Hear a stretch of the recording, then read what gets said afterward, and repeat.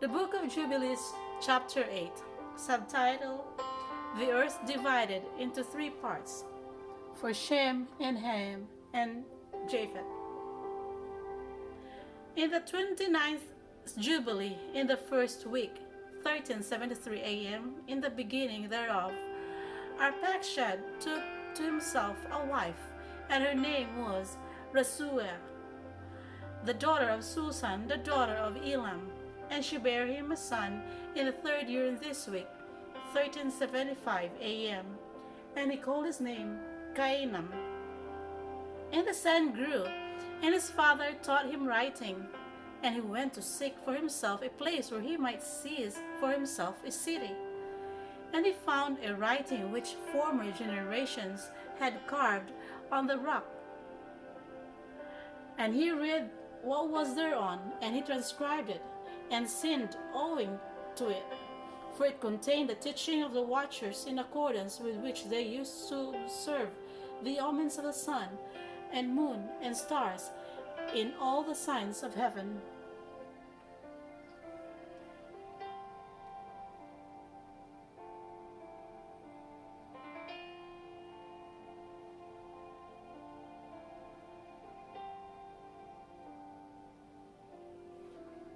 And he wrote it down, and said nothing regarding it, for he was afraid to speak to Noah about it, lest he should be angry with him on account of it. And in the 30th Jubilee, 1429 a.m., in the second week, in the first year thereof, he took to himself a wife, and her name was Melka, the daughter of Madai, the son of Japheth. And in the fourth year, 1432 a.m., he begat a son, and he called his name Shelah, for he said, Truly I have been sent.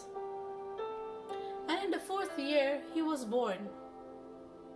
And Shelah grew up and took to himself a wife, and her name was Moach, the daughter of Kesed, his father's brother. In the 31st Jubilee, in the fifth week, in the first year, 1499 a.m. thereof. And she bare him a son in the fifth year, 1503 a.m. thereof, and he called his name Eber. And he took unto himself a wife, and her name was Azura, the daughter of Nimrod, in the 32nd Jubilee, in the seventh week, in the third year thereof, 1564 a.m.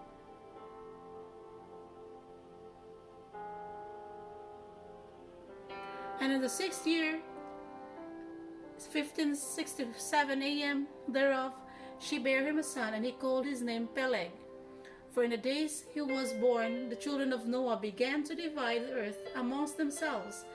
For this reason he called his name Peleg. And they divided it secretly amongst themselves, and told it to Noah. And he began to pass in the beginning of the 33rd Jubilee, 1569 a.m. And it came to pass that they divided the earth into three parts, for Shem and Ham and Japheth, according to the inheritance of each, in the first year, in the first week, when one of us who had been sent was with them. And he called his sons, and they grew nigh to him, they and their children, and he divided the earth into the lots, which his three sons were to take in possession. And they reached forth their hands, and took the writing out of the bosom of Noah their father. And there came forth on the writing as Shem's lot in the middle of earth, which he should take as an inheritance for himself, and for his sons for the generations of eternity, from the middle of the mountain range of Rapha, from the mouth of the water, from the river Tina. And this portion goes towards the west through the midst of this river, and it extends till it reaches the water of the abysses, out of which this river goes forth and pours its water into the sea Miat. And this river flows into the great sea. And all that is towards the north is Japheth's, and all that is towards the south belongs to Shem. And it extends till it reaches Carasso. This is in the bosom of the tongue which looks towards the south. And this portion extends along the great sea, and extends in a straight line till it reaches the west of the tongue, which looks toward the south. For this sea is named the tongue of Egyptian Sea. And it turns from here towards the south, towards the mouth of the great sea on the shore of its waters. And it extends to the west of Afra, and it extends till it reaches the waters of the river Gihon, and to the south of the waters of Gihon, to the banks of this river.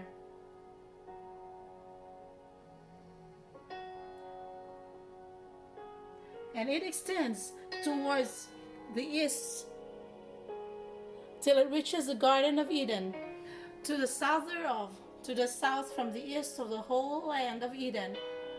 And of the whole east it turns to the east and proceeds till it reaches the east of the mountain named Rapha, and it descends to the bank of the mouth of the river Tina. This portion came forth by lot for Shem and his sons, that they should possess it forever and to his generations forevermore. And Noah rejoiced that this portion came forth for Shem and for his sons, and he remembered all that he had spoken with his mouth in prophecy. For he had said, Blessed be Yahweh Almighty of Shem, and may Yahweh dwell in the dwelling of Shem. And he knew that the Garden of Eden is the Kodesh of Kodeshim, and the dwelling of Yahweh, and Mount Sinai the sanctuary of the desert, and Mount Zion the sanctuary of the navel of the earth. These three were created as Kodesh places facing each other. And he blessed the Almighty of gods, who had put the word of Yahweh into his mouth, and Yahweh forevermore.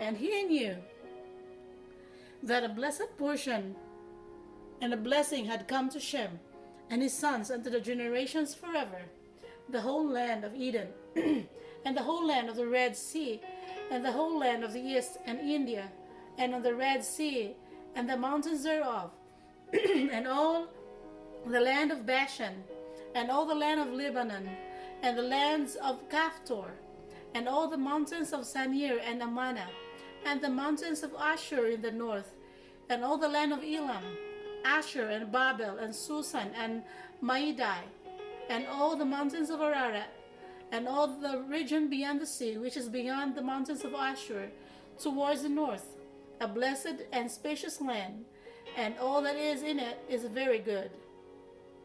And for him came forth the second portion beyond the Gihon river, towards the south of the right of the garden, and extends towards the south, and it extends to all the mountains of fire, and it extends towards the west of the sea of Atel, and it extends towards the west till it reaches the sea of Ma'ota, sea into which everything which is not destroyed descends.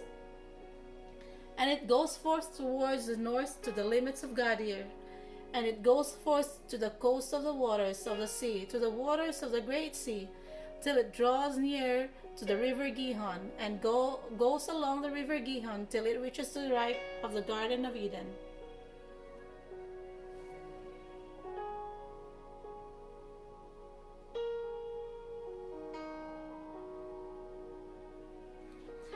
And in this land which came forth for Ham as a portion, and this is the land which came forth for Ham as a portion, which he was to occupy forever for himself and his sons unto their generations forever. For Japheth came forth the third portion beyond the river Tina, to the north of the outflow of its water, and it extends northeasterly to the whole region of Gog, and to all the country east thereof.